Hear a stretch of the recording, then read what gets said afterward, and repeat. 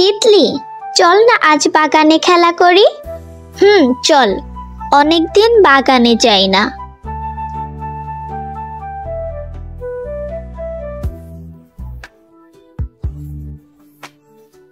দেখ, বাগানটা অনেক সুন্দর না? ঠিক বলেছিস রূপা, অনেক সুন্দর। রূপা, তুই কি কিছুর আওয়াজ শুনতে পাচ্ছিস? টিকটিক করে কি যেন একটা শব্দ হচ্ছে। হ্যাঁ, শুনতে পাচ্ছি, মনে হয় ঘড়ির শব্দ। চল খুঁজে দেখি।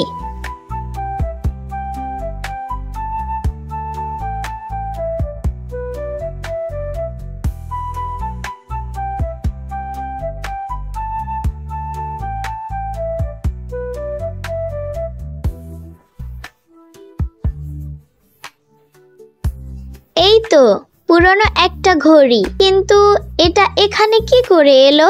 চল তো রূপা, দেখি।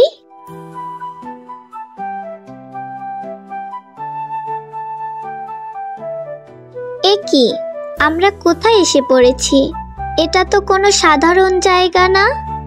দেখো, এখানে একটা বিশাল বাড়ি, একদম পুরনো দিনের মতো দেখতে। চলো ভিতরে যাই। সাবধানে যেতে হবে, এই জায়গাটা অনেক রহস্যময় মনে হচ্ছে।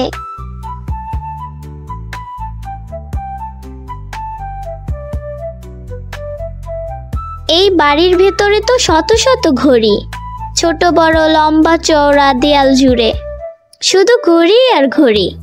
কিন্তু একটা ঘড়িরও কাঁটা নড়ছে না, কেবল এই একটা ঘড়ি ছাড়া।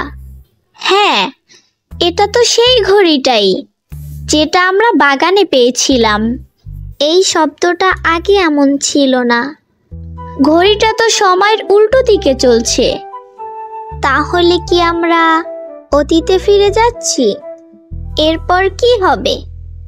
সময় কি তাদের ফিরিয়ে দেবে, নাকি আটকে রাখবে চিরতরে? জানতে চাও? তাহলে পরের পর্ব দেখো, সময় ঘর দ্বিতীয় রহস্য।